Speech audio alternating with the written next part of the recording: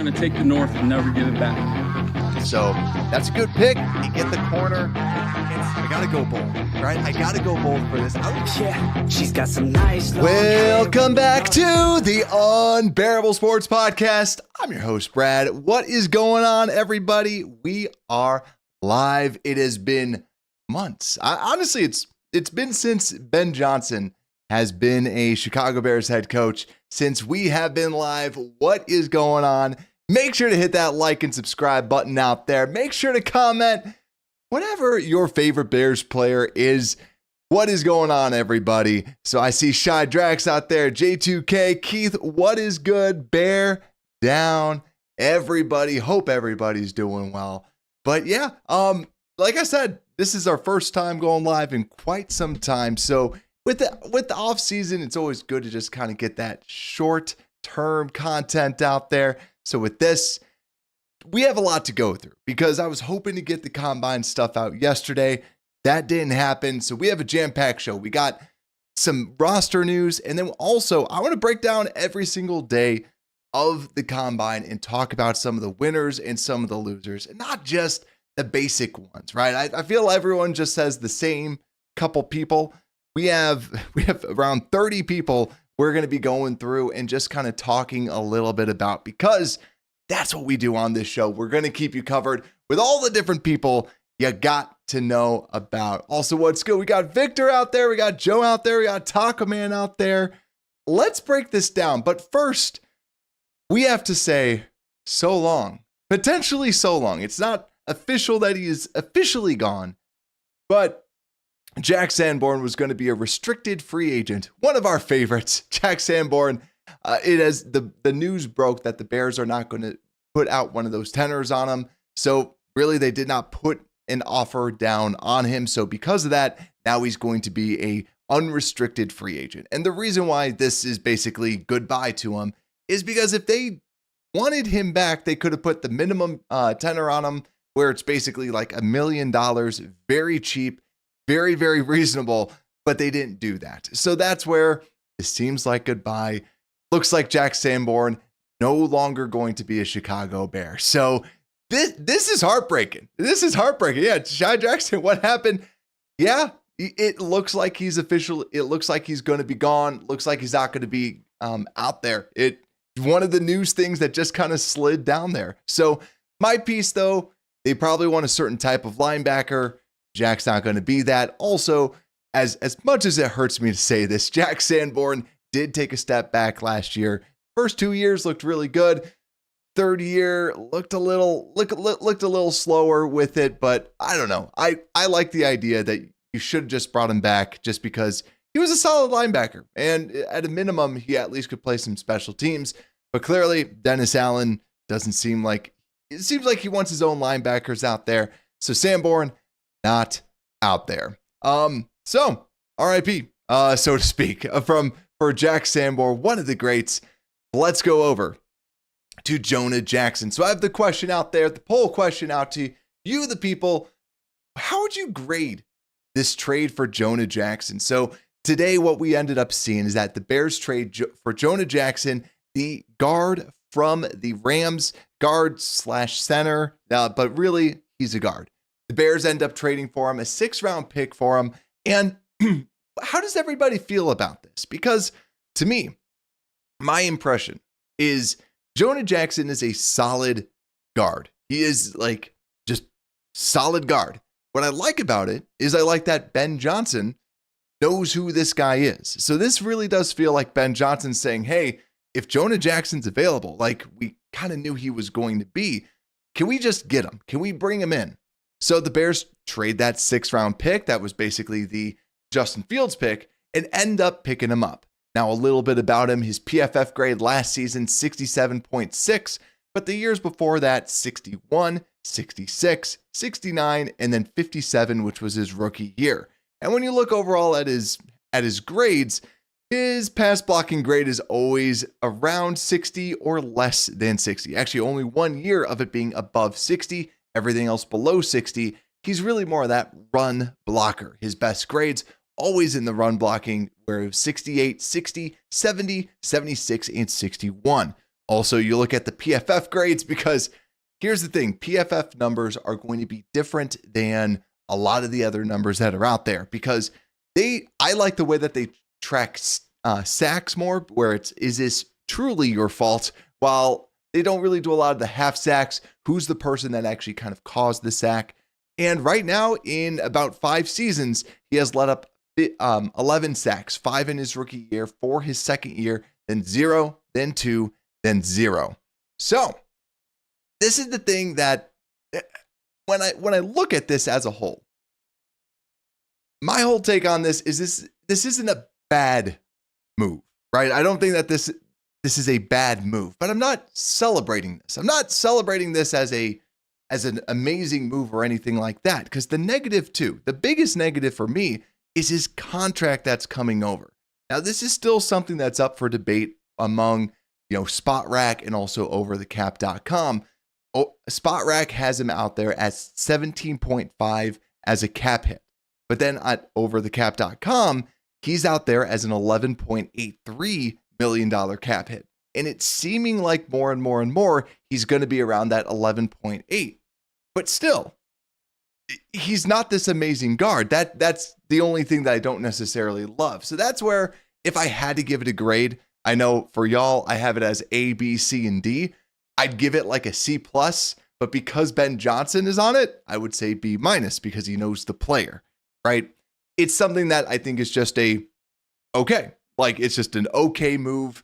I just don't love the amount. Like it all depends on the type of salary, because if he's getting 17.5, that is a lot of money. I remember when he got signed, I'm like, holy overpay, because he's not worth the $17 million that he's getting on the contract. But also, if anyone's curious, there are outs with his deal after this 1 year. So if the Bears want to get out of it, they truly could, which is something that is a benefit, you could say, where, hey, we have him as the left guard, and then we can always kind of move on from him. But let's see what everyone's saying out there. But let me see. We got Taco Man out there.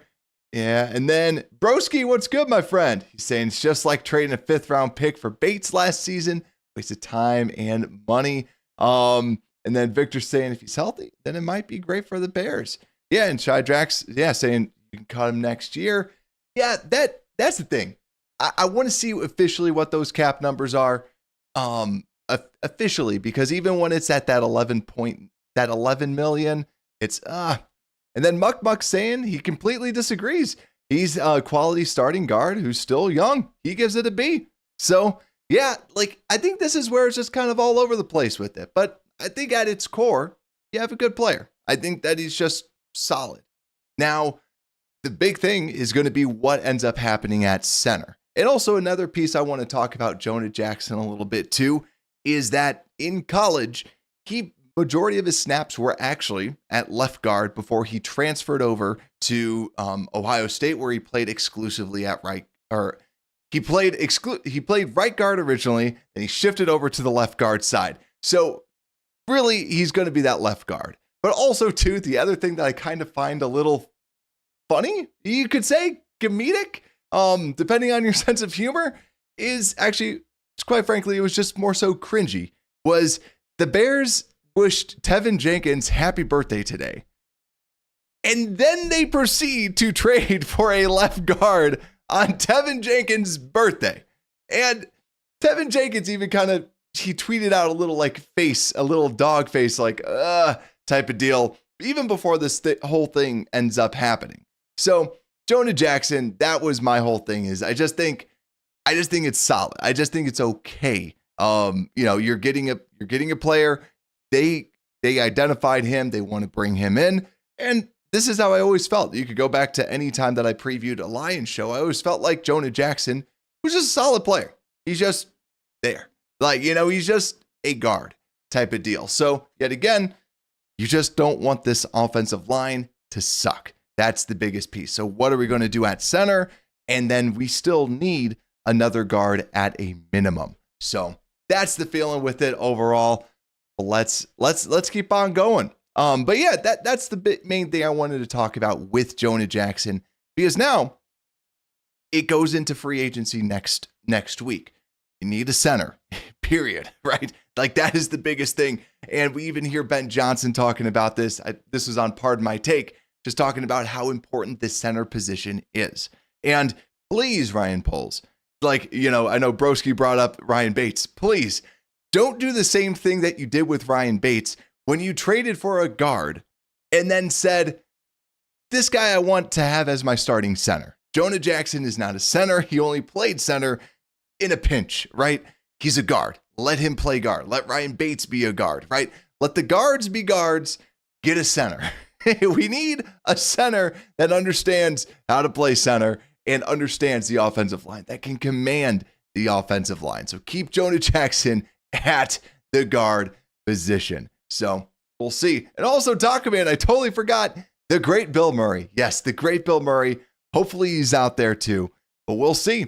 And then also J2K saying, I think Dahlman is a sure thing in free agency. Yeah, but good point about Poles not liking to overbid. I am curious if this changes, right? Because you need a center. And I think when we talk about the whole center position, it's Dahlman. Like when you look at the top centers that are available, it's Dahlman. And then right after Dahlman, it's Kelly with the center from the Colts, which is, he's okay. He's solid. And number 3 is Coleman Shelton. It just shows the scarcity at the position. So yeah, it does feel like they're going to have to somewhat overpay for him as well. Then let's see. Let's see what else. Broski's saying, Brad, nothing annoys me more than this recent Bears mentality with their O-lineman. Let's move guard to center. Agreed. No, I agree. I think that they need to just keep him at that guard. So definitely. So also too, yeah, I see Sean talking about the injury prone. That's another piece too, because yeah, another thing that kind of just rubbed me the wrong way with it too is they trade for Jonah Jackson, who only played 4 games, but then they talk about Tevin and needing him to be healthy constantly. That's the other thing that just like kind of was a little bit like, get your story straight a little bit. That was the only thing that was a little bit like, not a big fan of that. But let's go and flip over to the offensive line though, because with just going through the overall day 4, day 3, day 2, and day 1 of the scouting combine, let's turn this over and talk about the scouting combine. So let's talk about the offensive line. And there's a couple big winners, but I want to talk about the big storyline that was out there, was the whole measurements of the offensive line. And I thought that we saw 2 things that we rarely ever see. And what we rarely ever see is a school that undersized their players. And who I'm talking about is Armand Membu out of Missouri and also Kelvin Banks Jr. out of Texas.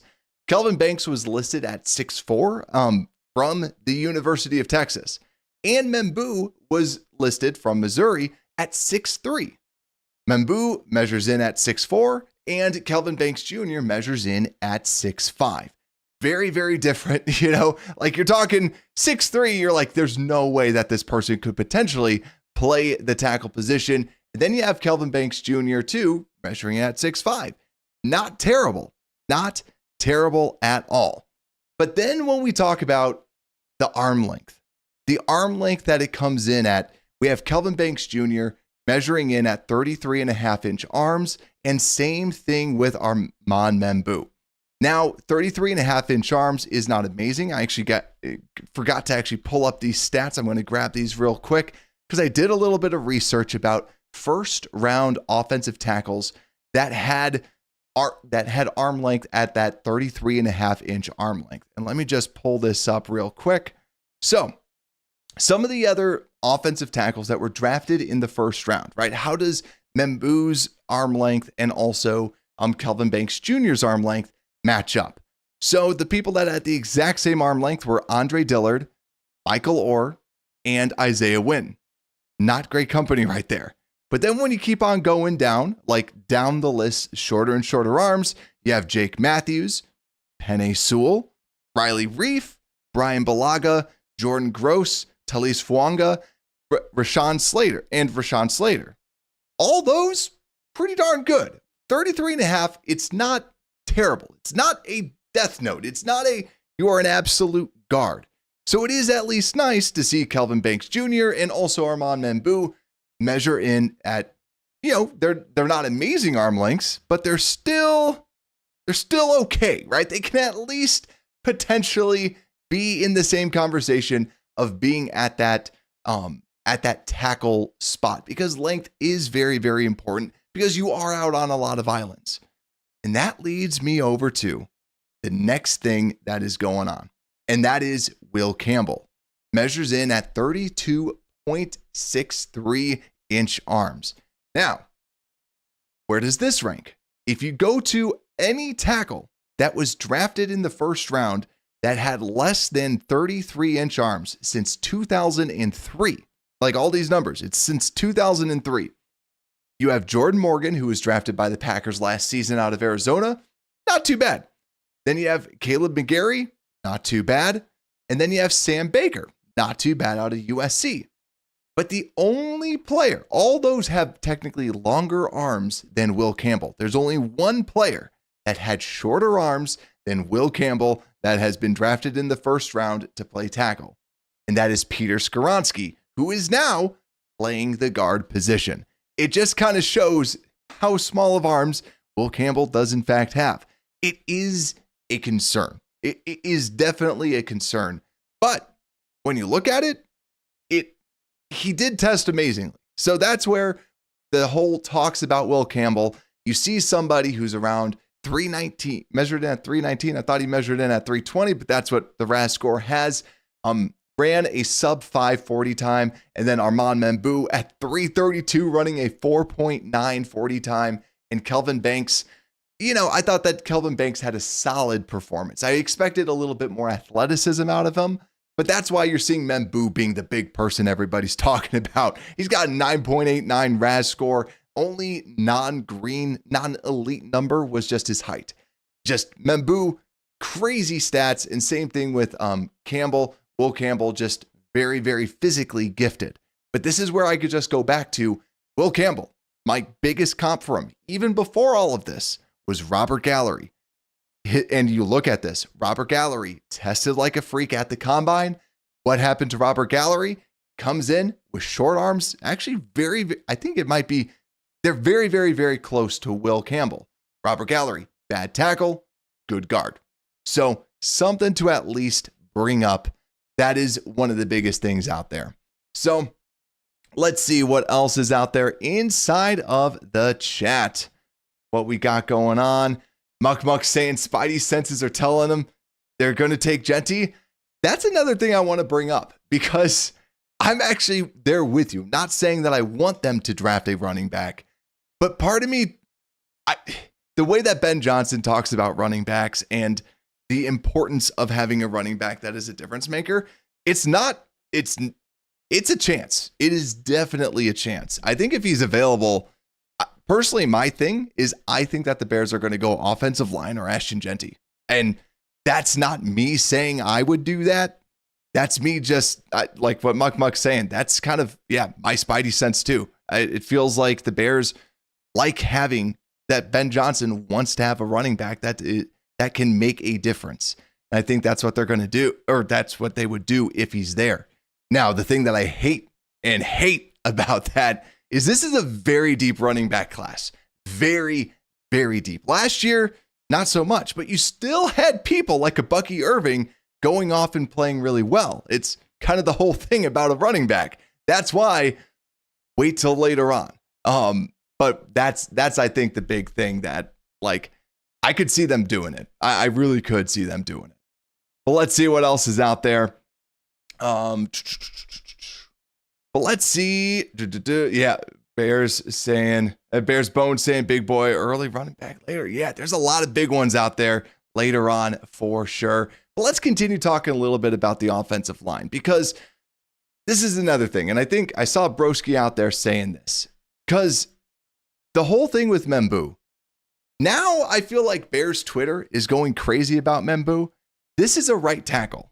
And I just want to make that clear is that Membou has played right tackle. He's only played that right side of the offensive line. That is the spot that we definitely don't need. You look at everything else. We have 1 year left of Braxton Jones. And we just, like we said, we have Jonah Jackson who can be here for a year. If we get Drew Dahlman at a center position and actually sign a center, then we're good at least there.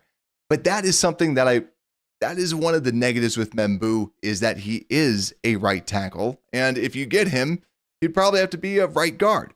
That's why, like, what's good about like a Kelvin Banks or a Will Campbell, you can at least bring them in. They can develop, they can do other things, but they played left tackle in the SEC. They were exclusively left tackles. Will Campbell, like we said, questions with the arm length, but still, I think that's one of the big differentiators between them, because Membou, I've always liked his tape. He's got really good tape, but he does feel like that whole right tackle. He really fits that whole protocol of being that right tackle for you. So, honestly, right now, the way that Membou's hype is right now, I don't think he's going to even be available potentially at that number 10 spot, because people are going, okay, he's got the measurables, he's got the speed, he's got all this craziness. And so we'll just have to see what ends up happening there. But like we said, they all tested very well. I just expected Kelvin Banks Jr. to just look a little bit more athletic during some of the drills and have a little bit better athletic numbers, but still comes in at a RAS score at about 8.25. But let's continue at some other people, and it's not all winners. Tyler Booker, the guard out of Alabama that I know a lot of people really like. I was just watching him last night. I like his tape. I like his, mainly in the run blocking, but I don't know if he's a full scheme fit. If we are going to play more of like an outside zone type of system, he seems more like a gap power type of a guard. But also too, I do not like the idea of drafting Tyler Booker with that number 10 spot. If you want to draft a guard, and that this kind of goes down to the whole offensive line scenario with Will Campbell, Membou, and Banks. I like the idea of drafting a tackle at 10, because there's a lot of guards and a lot of other undersized tackles that you can move in to guard if you really, really want to. But Booker, I thought, is solid, but he performed terribly. And I think what we're going to start to see is we're going to start to see that drop. He measured in at 321 pounds and ran a 5.38 40 time, overall RAS score of 3.9. So not great, but even just when actually seeing him out there in the drills, I actually didn't think that he performed awful in some of those drills. I actually thought that he ran halfway decent in some of the drills, but yeah, testing numbers, not there. Some people are going to be looking at that and are not going to be big fans of it. But let's continue on and let's talk about another winner, which was center Jared Wilson out of Georgia. And he just ran a 4.84 and measured in at 310 pounds at 6'3". And this guy, like, we knew this. We were talking about this. This is a crazy good athlete at the center position and someone who might be available at that third round spot. He just simply solidified, like, hey, I'm this crazy athlete. Yeah, I only started 1 year at center for the Bulldogs, but I was behind Van Pran. I was behind someone that was already a starter for so long. That's where I think that Jared Wilson is just moving up draft boards like crazy. So that to me is someone to be looking out for, because he also just looked so quick, so mobile. This was an event that was made for him. Also, I see Taco Man out there. Did we give up on Karan? So I think some people have, but I said this when they drafted him, that he's injured. He's going to need a year. Just basically treat him like a red shirt. He still has a lot of, I still think that he has a lot of potential. He's working with Olin right now. But the biggest thing is, first off, he just needs to be healthy. And secondly, too, he's got to do some squats. I think that when you saw him out there last year, you saw that he was a little light in the legs type of thing. I think that he needs to bulk up, especially his lower half, to at least just get some of that strength. Yeah, I'm not giving up on him. I think he's just more of, but I do think that they need to ask the question, do they need a true swing tackle, or do they have faith in him to develop? Because that would be a big risk going into the season if they're going to try something like that. But let's talk a little bit about more. The last one I want to just talk about is Gray Zabel. out of North Dakota State. Just thought that he moved very well. Arm length measured in at 32 inches. So definitely all the projections people were talking about. He's around 6'6", only 32-inch arms. Going to kick him inside. A lot of people like him at the center position at the Senior Bowl. He was playing out there. A lot of people liked him out there. So with Gray Zabel, just someone that continues to be someone that I enjoy just because of his quickness. And I know that Ben Johnson likes to have more of those quick types of offensive lines. Let's see what everyone else is out there. Oh, J2K just saying, forgot Karan had 36-inch arms. That was the thing. I was actually looking back at Karan's, not his specific numbers, but just like looking back at what his grades were and other things like that, like the NFL rankings of him. And yet again, like, because I had him pretty high up my rankings because typically with offensive linemen, as soon as you get outside of that first, you're taking people that are athletic, but just simply are not good players.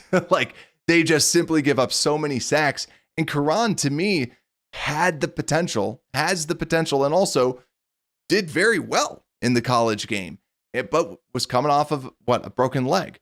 So that's something that is the big question. So yeah, we'll just have to see. We'll have to see. And also typically with offensive tackles, it takes about a year. So for sure. But let's continue on and let's talk about the day 3 players, the wide receivers, the running backs.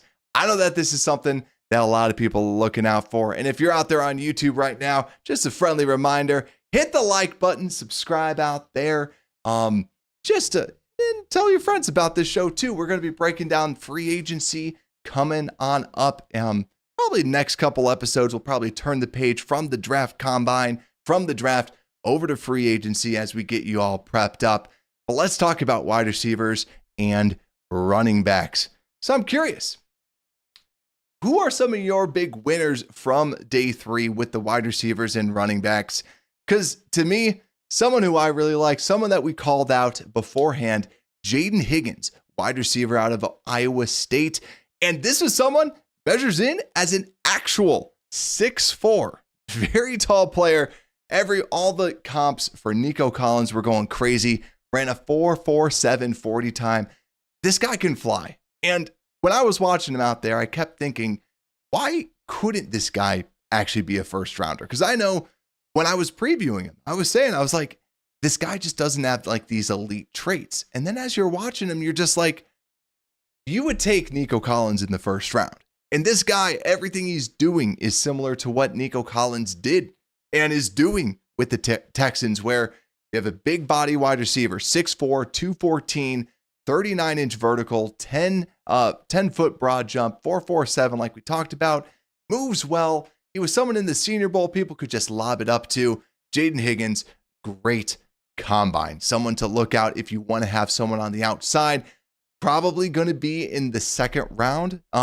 He's definitely climbing up a lot of draft boards. And then next, someone who I said I was not very high on. I just didn't really enjoy the tape. That's Elik Ayuminer, and he is 6'1", measures in at 6'1.5", 206, but a 4.44 40 time. Absolutely crazy. Because I didn't see the separation with his game. But when I was watching him in some of the drills, I'm like, okay, I got to rewatch his tape because I know a lot of people are super high on him. I wasn't, so I need to just get back to the tape room, watch him a little bit more because he just looked very, very, very fluid in his routes, very smooth in his routes. And I came away impressed. I wanted to go in there and be like, this guy, what I saw on tape, look how he's stumbling out of routes. He simply wasn't doing that. He was very smooth, looked very clean. I really liked him. Someone that I really liked. Also, too, J2K, I see Kyle Williams. Kyle Williams is definitely a sleeper. I'm working on a little data model that's kind of like cross-referencing a couple things and like production, athleticism, minimum, different minimum athletic pieces. And Kyle Williams for sure was someone that I was like, oh, who is this guy? and because I truthfully have not watched Kyle Williams yet, but when I was grinding like the numbers and everything like that, Kyle Williams kept on popping up as someone that could be pretty darn good. But let's talk about a couple other wide receivers. Jack Besh measured in 6'1", 214, just looked very smooth out there. Like I said, Jack Besh out of TCU, wide receiver, just somebody that continues to make plays. You can throw it to him. Do I think that the Bears would go after him? No, I don't think that the Bears would actually want to go after him. He's just very, very smooth.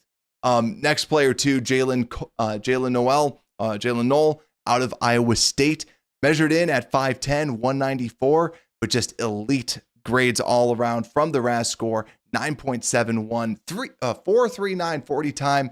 Just somebody that was just blazing out there. But even in the drills too, just Jalen Noel was turning a lot of heads of people going, okay, we knew about Higgins, but who's this Noel guy? A lot of people really, really, really liked what they saw out of Jalen Noel out of Iowa State. And a lot of people saying his performance could make him an actual second round pick. And next, this is more of a downside.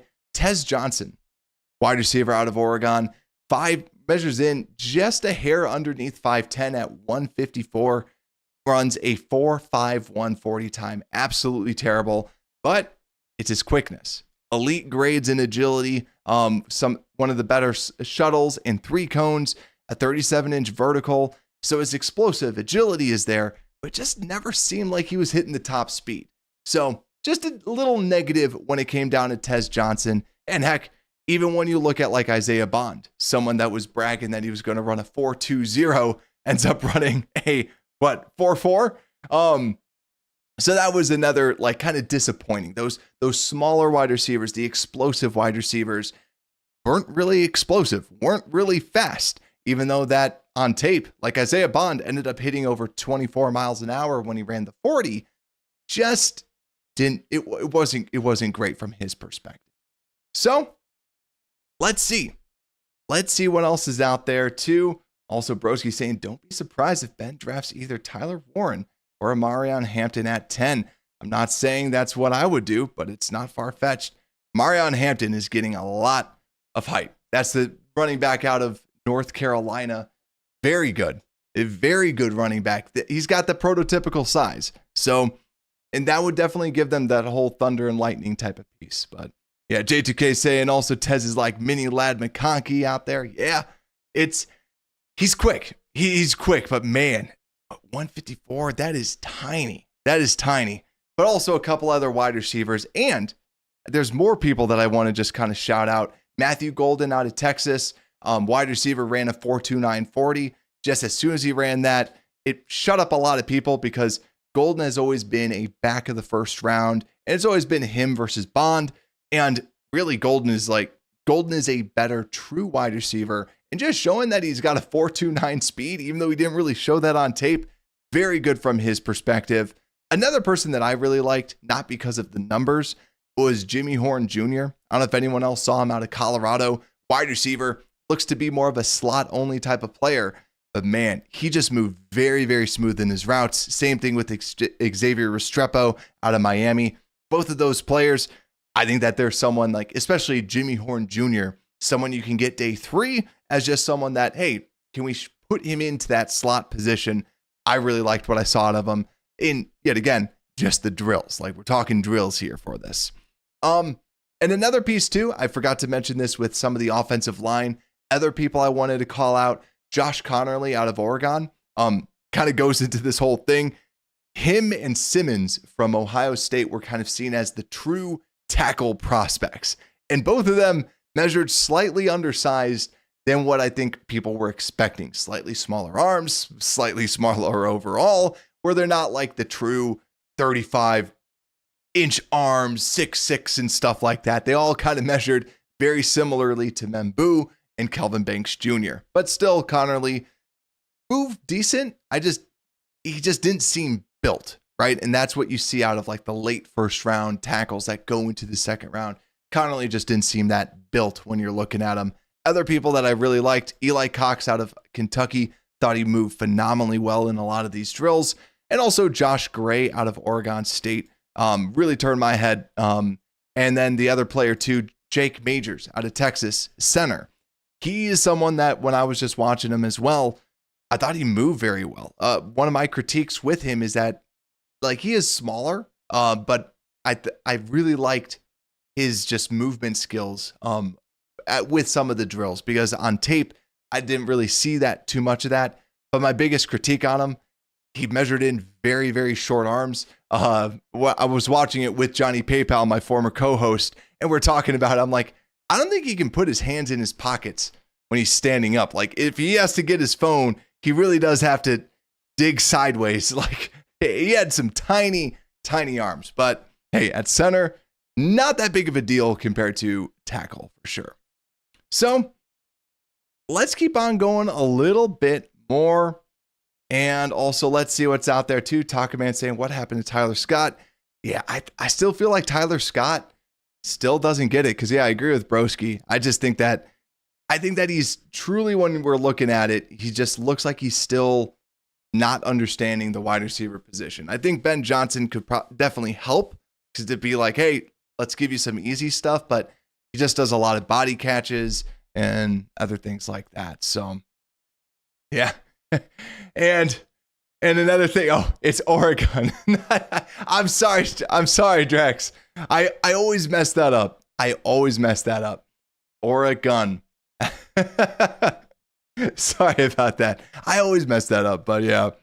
And then also I see Joe's question out there too. One free agent we have to get. To me, it's Drew Dahlman, right? I think that is the easy, because to me, it's center is so important. And I'm not even saying that Drew Dahlman is one of the best centers. I think people are hyping him up so much because of, I always find it funny with PFF grades where a lot of people don't like him, but then you use them to like your advantage, where it's like, well, he's a top 5 PFF center. But it's like, well, he's not really. Like, he's a very good run blocker, not a great pass protector, but a very, very, very good run blocker. I think that he's just a must-have. Younger age, someone that can grow with Caleb. I think that he's got to be the guy. So, yeah. But let's see what we got out here with the running backs for sure. So, running backs, like we already kind of talked about. First off, Omarion Hampton, like Broski was talking about. He measures in larger scale, ran very well, ran in the 4.4s. Someone that we were talking about as, hey, it's not just Ashton Genty. Omarion Hampton is a baller. He can still play, can lay down the lumber. But someone that I brought up, wait 1 second, let me switch this over, was Bashal Tootin, the running back out of Virginia Tech. Like we said, this guy is fast. He runs out with a 4.32 40 time. Like we were saying on the show, kind of expected that. And then in the drills, you just see some quick feet. That's what he's good at. But the big negatives, he still doesn't have great vision. He's very, very good at running, but his vision, ball security. That's why that he was kind of projected to be more of that day 3 type of a pick. But now I think with the speed, like I said, I think Mike McDaniel's going to see him and be like, hey, I want this guy. He's a 49ers running back, might go over to the Shanahan system, but man, he's fast. He's fast for sure. Another person I want to talk about is Quinshon Judkins out of Ohio State. And the reason why he is a big time winner for me, he's someone that measures in 5'11 at 221. So measures in pretty big, runs a 4.48 40 time. This guy just had blazing speed, big, and really kind of separated himself from the other Ohio State running back, just because they always seemed like a package deal. This is where in that second round, if Hampton were to drop, I still feel Hampton's going to be going in the first round. I'm out of North Carolina, but Quinshon Judkins is someone that I could see the Bears really liking, someone that has that bigger frame, because you're not really going to get rid of Swift unless you end up trading him away to someone. But Judkins has that larger frame, but can still fly, still run. I thought that he looked very good, very impressive. Both running backs were good, but Judkins was someone that really stood out from my perspective. And another person too, this to me is kind of like, I still remember this in the draft. There's always the first round prospect, the early round, and then there's the light version of that person. So when I look at Ashton Genty, the Bears would have to get with the 10th pick. If they want Ashton Genty light, and just for example, I remember way back in the day, there was Jalen Reagor and there was Darnell Mooney. And I remember saying Darnell Mooney was, to me, Jalen Reagor light, where it's this deep ball player. He was skinnier, but still, he was like the deep ball player, still could play wide receiver. But Darnell Mooney was Jalen Reagor light. And crazy enough, Darnell Mooney was good. Jalen Reagor, not so much. RJ Harvey, to me, is Ashton Genty light. Measures in at about the same exact size as Ashton Genty, but also RJ Harvey out of Central Florida, 4.4 40 time. He's very athletic, very quick, and also just kind of similarly to Genty, has that kind of low center of gravity that he was running with. So that's someone that can or should be a day 3 pick, round 4 that you can get later on in some of this. That is a good running back, right? This is where it's a very deep class. This is someone that seems like a very safe pick to be a good running back in this league. And Victor's saying too, very good running back. Exactly. Very, very, very good running back class with this. But hey, we drafted Rome Odunze in a very good wide receiver class. So maybe it's Brian Poles' thing, right? So that's some of the running backs. Other ones that I just want to bring up as well from that running back, from the running back group. Jadon Blue out of Texas, good 40 time, really kind of turned some heads. Taj Brooks, I thought Taj Brooks looked pretty decent. Out of Texas Tech, he's one of those big bruisers. Like we said, there's a lot of big bruising running backs. Also, Trevor Etienne out of Georgia. I think that he just continues to show he's a good running back. He's fast. He's quick. He can do all those things. And other people too. I'm not a big Devin Neal fan out of Kansas. I just don't get it. I don't see why people are projecting him to be in the 3rd round. I know that he tested halfway decent, but his on-field drills, I just felt like when you see him move, he's just not, I don't see the fluid movements that a lot of people see out of him. I think that he looks a little bit more robotic.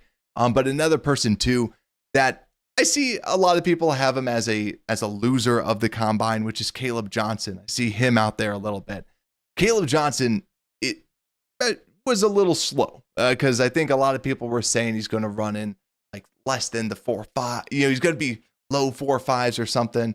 Ran closer to the 4.6. So yeah, but that's what we kind of know, right? This is the scouting combine. I think it just kind of solidified what we already knew about Caleb Johnson. I'm not moving him down the list at all because, yeah, we knew he was slow. We knew that he's more of that power back for sure. So let's see out there.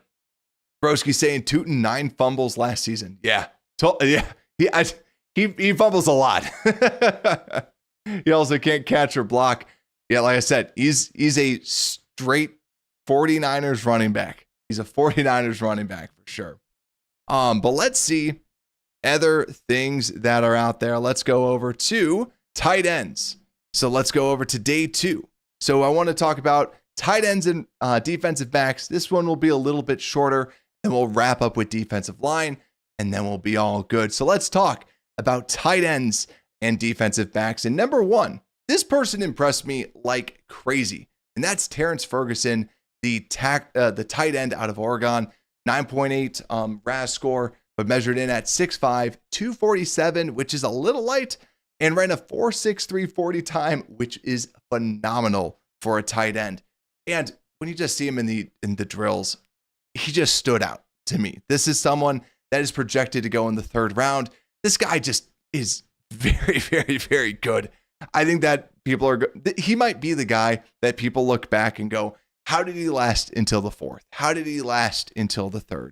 Because he's just a fluid mover. And especially at the tight end position, there's not many people that move the way that Terrence Ferguson moved. He's very, very fun to watch. So that's someone that I absolutely loved. He was honestly probably one of the most impressive combine watches that I had. Yet again, not because of the numbers, because of just how fluid the guy was in the drills. It was a joy to watch him perform out there. And next, Harold Fannin Jr. Yet again, we're not just purely looking at the numbers. He ran a 4.71 40 time, 6'3", 241, bench 22 reps. Overall RAS score at 7.82, right? Not bad. But I still felt like in the drills, I thought that he ran very well, and I thought that he just looked very good. So Harold Fannin Jr. out of Bowling Green, this is that guy that crazy performances, crazy production in Bowling Green, and he, we knew he was going to be a little bit shorter than the average tight end, and that's okay. You can be used in those different situations. Also, other players too that I want to call out is Gunnar Helm. And this person I will actually call out as a loser, of the combine, because Gunnar Helm, 4.49 RAS score, measured in 6'5", 241. That's not great. So, lighter, and runs a 4.84 40 time. But also later on showed that he sprained his ankle. Now, Gunnar Helm, you're probably not listening. If you are injured and get injured to the point that you sprained your ankle, I guarantee you, coaches would say, that's fine. Right? Like, you sprained your ankle. You have a legitimate reason not to be out there playing. He looked really bad in the drills. Looked awful in the drills. Like, literally looked unplayable in the drills. I'm relieved that we found out that he hurt his ankle, because, like, if he looked like that, yeah, you are not playing in the NFL, especially since Gunnar Helm was kind of a receiver. He wasn't just a pure blocking tight end. He was catching the football at Texas. He was a big receiver. And that was something, to me, if we were going to talk about someone that lost a lot, Gunnar Helm, dude, if you sprain your ankle, just sit out, man. Like we get it. Just sit out type of deal. But other people that I want to bring up too, Luke Lachey. This was the Iowa tight end that I said I just wanted to see him play. Thought that he played decently. I thought that he looked good out there. Still, I have big questions about his actual agility. How healthy is that ankle that he tweaked when he was at Iowa? And you look at this too. He had good explosion grades, 35-inch vertical, 10-foot broad jump. And then you look at his shuttle, 4.47. Not great, less than 50%. But still, I thought that he at least looked playable. That was my big question. Does he look like an NFL tight end? And I thought that he did. I thought that he looked like a draftable player. And last little person that I want to talk about is Mason Taylor out of LSU, which I see people out there as well. I think that Mason Taylor also met with the Chicago Bears. I am looking at that 3rd round pick as maybe the spot that the Bears say, hey, is Mason Taylor out of LSU there? Is Harold Fannin there? Is Terrence Ferguson there out of Oregon? The tight ends that we're talking about, all those are kind of projected to go in the 3rd. And the reason why is we really don't have a backup. We've been searching for that 2nd round tight end for God knows how long. That is something that I want to at least look at. Is I think that 3rd round might be the sweet spot where the Bears end up picking one of those tight ends or just some sort of offensive weapon to put inside of this offense. And if we continue going down, let's get into some defensive backs, because tight ends, there's not a lot out there. And also, I forgot I had the Caleb Johnson slide as well. 4.57 40-yard dash for Caleb Johnson, running back out of Iowa. But let's go on to defensive backs, where I have to name someone that I really like. UT's Jahdae Barron, someone that we called out during the show. And quite frankly, I didn't expect him to test this well. Unofficial RAS score of 9.00, phenomenal. Runs a 4.39 40 time. And this is a guy that he's phenomenal instincts. And then he pairs that with a great athletic profile. It just great. And I think that what Jahdae Barron is showing people is, hey, I'm not a late first. I'm in mid to early first. I am one of the better players that is out there at the defensive back position. Yet again, only 1 year starting at the outside corner position. Before that was a safety, slot, you name it. This is a utility guy that I really like. I think when you look at some of the best players that are out there, I saw Tyler Warren. Broski, you brought him up. Tyler Warren, the tight end out of Penn State, is phenomenal. Phenomenal player. Jahdae Barron is slowly going up to my level of like elite players that are inside of this draft. And then obviously you have the other players that some of these we will talk about. Like Abdul Carter's not going to be out there. Travis Hunter's not going to be there for the Bears. But let's continue talking about some of these defensive backs. Where Darian Porter, the cornerback out of Iowa State, phenomenal production. Like we said, we kind of were talking about this. He's going to blow up the combine. Measures in just a hair under 6'3", 195, runs a 4.3 on the dot 40 time.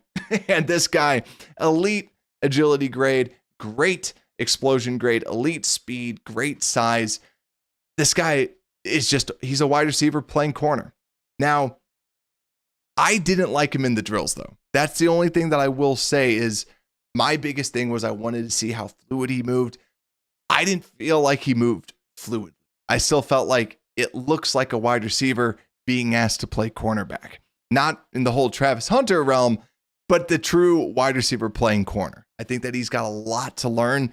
He's got a crazy, crazy high potential because this guy is crazy athletic. But I still didn't see, I don't feel comfortable with him being a corner. If he's available day 3, by all means. But I think where he's going to be going is going to be more in that second round range where, yeah, I think that's out of range for the Bears to get a project at the cornerback position. But some other little corners. I love this guy. I have not watched his tape yet, but I love just how this guy so fluid out there. Caleb Ransaw, cornerback out of Tulane, measured in 5'11", 197, elite speed grade at 4.33. I didn't even see some of these numbers. It's just him running out there. Just very, very, very fluid mover. And just I have my notes, and I just have so many pluses by him, just so many good reps. So Caleb Ransaw, someone that I'm going to be digging deep into the tape just to kind of see and put together a nice profile of him. Other defensive backs I want to talk about as well is at the safety position, where I don't have to say much about this guy because you listen to any other show, they're going to talk about him. Nick Emanwari, we talked about this. He was the number 1 Bruce Feldman's freak, measures in with a RAS score of 10. He's the safety out of South Carolina, 6'3", 220, 20 bench reps, 4.38 40 time, 43-inch vertical. This is someone that just kind of solidified himself as kind of the chin that we were talking about, the Jeremy Chin of this draft class, where just phenomenal athlete, going to be drafted in the first round sometime just because of the size component and just the natural athleticism. So, last little bit before we get into the defensive line, just want to call out one other player. And actually, I am just going to throw his profile right on top of this because we have so many different profiles out there. I don't think that I added him out here. Let me just toss this on. And that is none other than Malachi Starks out of Georgia. And the reason why I want to bring this guy up is the Bears have brought up that they need to get a safety. And I feel like that's a little weird because you already have 2 safeties, but still we talked about Brisker's health and also just the longevity of the position. So Malachi Starks is a safety out of Georgia and really didn't have good testing. His RAS score 5.49, still ran a 4.5 40-yard dash, but very poor agility grades, measuring at 6 foot, 197, so a little bit light. But the reason why I love that he didn't measure perfectly with this score is I hope people look at the numbers and just obsess over it and go, he did not perform well. So for me, my feeling is that I would love to see him drop to the second, because I would love to get someone like a Malachi Starks, even though that they wouldn't be starting and playing immediately at the safety position. Malachi Starks is a very good safety, and I start to see him slowly dropping down a lot of these boards as other people like Emanwari and Jahdae Barron are moving up. Starks is just moving down. So he didn't have a perfect combine. So I hope people overthink it. And he just continues to slide on down. So that's someone that I wanted to bring up. But we have one other day that we're going to have to break down. But also, Jason out there, I appreciate it, saying, Hit the like button out there if you're watching out there. Share this with your friends. We go through so many different players. I don't see many Bears shows going through this amount of draft prospects. For all my draft heads out there, I hope you enjoy all this stuff that we go through, because I'm going to talk about this. I'm going to get you prepped so that you know some of these prospects as we hit the draft season. So now, let's talk a little bit about the defensive line players, because defensive line is something that the Bears do need. We need to address this. We've only gotten rid of players at the defensive line. We have not added any players at the defensive line. Also, too, I just got to pause right here. Drax, I hope you love that. The gross beer. So for anyone that is a supporter of the show, you have the exclusive emoji for any time I say gross. You got the beer mugs, everything like that. I love it. I haven't seen that in a while, so I absolutely love that. But let's go into the defensive line, shall we? So this is huge. And Broski just said this as well. Dire need. We absolutely need the defensive line, and we have not added to the defensive line. So let's break this down. Some of the big time winners on the defensive line. First off, Shamar Stewart, defensive end out of Texas A&M. And I'm curious, chat. I am really, really curious to see what everyone thinks about this guy, because this is someone, a defensive end out of Texas Tech. He's got like 4.5, he does not have great production, does not have great sack production, but you look at him athletically. This is someone I didn't even really preview because Bruce Feldman had him super high, but I've just never been a super big fan of him because of the lack of production. But this guy comes out here, 4.59 40-yard dash at 267 pounds. This guy is an athletic freak. Would I draft him with the 10th pick? No. No, because I think that there's so many other defensive ends you can bring in and you can add that we'll be talking about. I think that the 10th pick is very rich. I always get nervous when coaches are saying, I could teach them, right? What does Texas A&M know about developing defensive ends, as they have Nick Scouton that's going to be going into the first round, as they had Myles Garrett going in the first as well. Like, that's some of the arrogance that I think coaches can have to say, I can get something out of this. I can make him this elite. He's this ball of clay. That is the thing I get nervous about with a person like Stewart, that I hope that the Bears don't end up doing, because I think that we forget something that a lot of times the Saints like to do is the Saints liked to take players like that and then try to develop them and mold them into something. And it just didn't really work a lot of the times out there. So Stewart, absolute freak of nature. I would pass on him inside of the draft. But let's talk about Landon Jackson. This is a guy that is like we talked about, he was coming in as the prototypical, this is your run defender. Like I said, he can stop the run. He's very good at that. The question is going to be his athleticism. Measures in 6'6", 264, runs a 4.68 40 time, which is phenomenal. Absolutely phenomenal. He gave you everything that you need. Now, the thing that I will call out, his 10-yard split, which is more important in my opinion than the 40-yard dash, because how many times are you actually running a 40? His 10-yard split was 1.69, which is kind of around that 50 percentile mark. So not amazing from there, but still 40.5-inch vertical. He is a very good athlete. I think that you're going to see him back end of the first round. He was someone that should be there for the Bears in the second. I hope he can at least stay out there, because I could see them wanting a larger defensive end like a Landon Jackson out of Arkansas. Performed great. So let's see what else everyone's saying out there. Jason, I appreciate that, my friend, saying love the show. I appreciate that. Mark, how's it going, my friend? I actually totally agree with you, Mark, saying you like Jack Sawyer. I really liked him too. I don't have his numbers up here because he really didn't test, but he's in my notes as someone that I thought he moved very smoothly. Now, negative is that the whole rumor was that he had short arms. 30.5-inch arms, that's short, right? That definitely is short, but I thought that he moved very well. I really liked his speed. It just, you see him.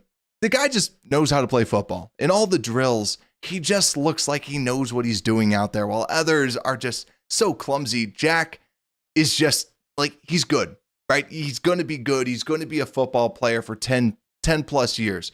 What the ceiling is, I think that's different. But a lot of times it's like, hit the double, get the easy one. So I still really like Jack Sawyer. I liked what I saw out of him for sure. So let's continue going through some other players on this defensive line that I liked. And that's James Pierce Jr. out of Tennessee. And he's a winner and a loser. And I'll bring this up why. So measures in 6'5", 245. 245 is really light. Runs a 4.47 40 time, which is crazy. And then runs a 1.58 10-yard split, which is in the 96th percentile. So absolutely crazy out there. Very, very fast, very explosive. All things that James Pierce out of Tennessee needed to do. So Pierce moved well. Like, he did everything that he needed from there. 31-inch vertical, not great, but not the end of the world. But what is the end of the world is the rumor is that James Pierce out of Tennessee really rubbed a lot of teams the wrong way, is the overall vibe that's coming out there. Not a lot of people liking his character. Some people taking him off the boards, just not enjoying the conversations that they had with James Pierce. Also, James Pierce came in with a hoodie, his combine hoodie. Why? Because he forgot to bring his shirt, right? And that's also probably rubbed people the wrong way too, where this is the biggest interview of your life and you didn't bring your shirt. So he had to wear a hoodie as he ran the 40 time, which looked pretty cool, but still, that's where you're going to start to see James Pierce, I feel like, potentially start to fall. I love James Pierce. I really, really like him. But that stings. That stings. I think he's going to start to fall, and we're going to see that. And then he's going to probably go to the Eagles, and then they're just going to have an absolute dominant offensive line as well. But that's someone that I really, really enjoy watching. So if he's there for the Bears, come on. We can't pass on Jalen Carter and then also pass on like a James Pierce. I think he's just too good of an athlete. And speaking of good athletes, Donovan Ezaraku out of Boston College, defensive end. But like I've talked about, I don't think he's a good scheme fit for the Bears. I still feel like he's more of a stand-up edge rusher, like a 3-4 linebacker, rather than a hand-in-the-dirt type of a player. But 6'2", 248, RAS score of 7.97, not great. But when you just look at him on the on-field drills, the dude is just such a fluid mover, such a fun player to watch. That was someone that I really enjoyed watching out there. But before we get into like the defensive tackles, other people, I just want to kind of call out Olu Aladejo out of UCLA, someone that from a testing perspective, not great or just okay. But I just thought that, yet again, the field drills were something that I really, really liked watching him out there. But other things too, see JT Tuamolu, better than Jack Sawyer. I like JT. I think that JT has definitely the higher ceiling for sure. I think that JT, and even with some of his testing, I thought that he did well off the top of my head. But yeah, but let's see. Yeah,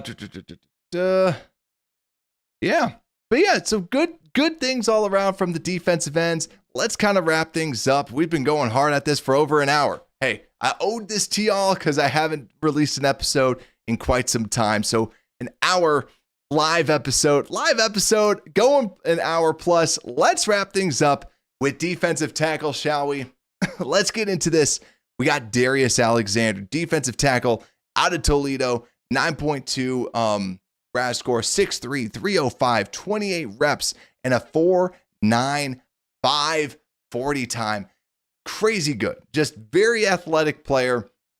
And it's just, yet again, you look at the drills, just such a smooth, fluid mover that I say fluid all the time just to describe their movements, because that's what you see out there inside of the combine. Who are the people that just look like naturals as they're moving? That's what Darius Alexander was doing. I feel Darius Alexander is someone that you draft in the second that just instantly gives you production. He just looks like that type of a player. It also helps that he's like 25 years old.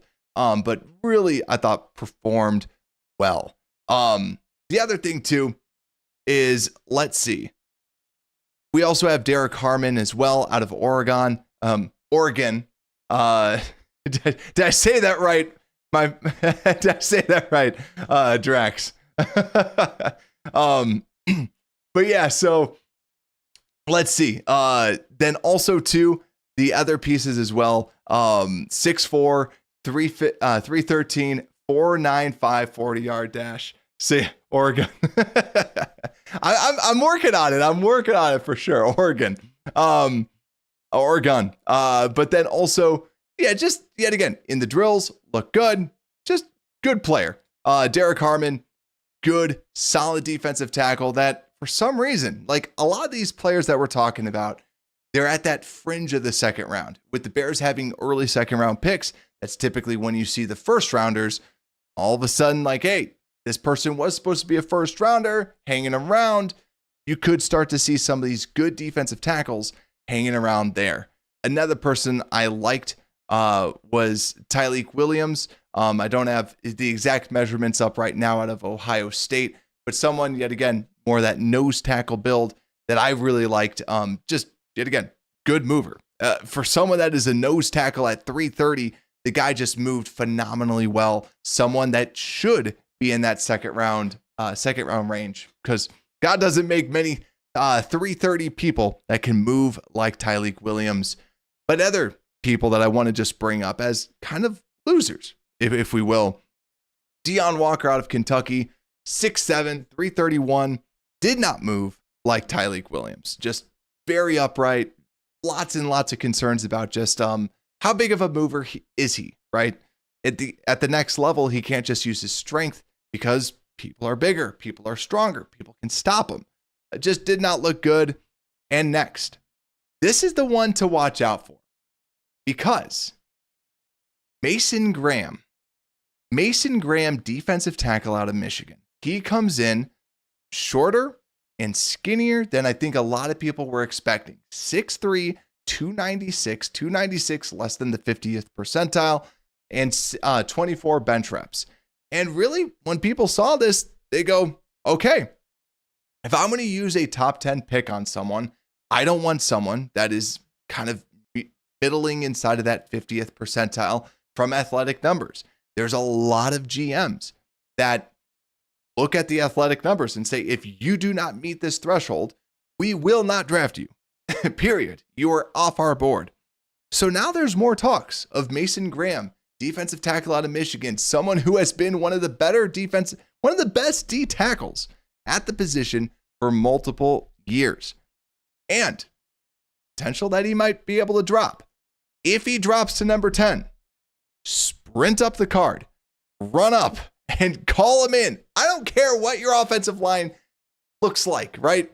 You need a player like Mason Graham. This is one of the few elite prospects that are out there. Mason Graham still has questions. Like we said, it's the athletic questions. This guy simply plays football. He's incredible, and he can actually give you that true 3 technique that you're looking for. Trevor Sikkema of PFF, who's one of my favorite people to just listen to with the draft as well. I love his comp. He talks about Tommy Harris, where Tommy Harris was this explosive, quick player, shorter stature, smaller stature than what you saw with similar to like Mason Graham. I think that I love that comp. So might as well try to get someone like that. But that's who I'm looking for. So that's where my eyes are at. But also too, Broski saying Graham looks like an Amish Pillsbury doughboy. You're very correct, because the vibes of Mason Graham, are in the first percentile. I'll give you that. The vibes for sure. But yeah, that's my feeling. But yeah, so that is the giant hour plus like I said, I had to give y'all a super long show to just kind of break down all the different players that are out there. Because also, we're now turning the page again, going from the draft, going into free agency, and we're going to be previewing that, the best available free agents, and who to watch out for, some of the cap numbers, who do the Bears need? We have not talked about that yet, ladies and gentlemen. We're just scratching the surface with our coverage, so make sure to like and subscribe out there if you're out there on YouTube, and also you can download the podcast as well. Just search for Unbearable Sports. You can listen to it anytime that you want.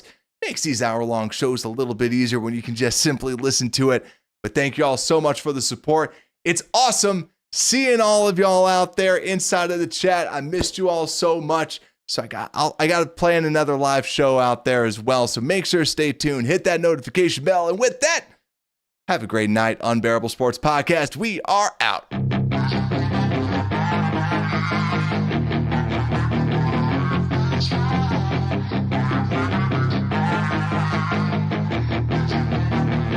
Yeah, she's got some nice long hair and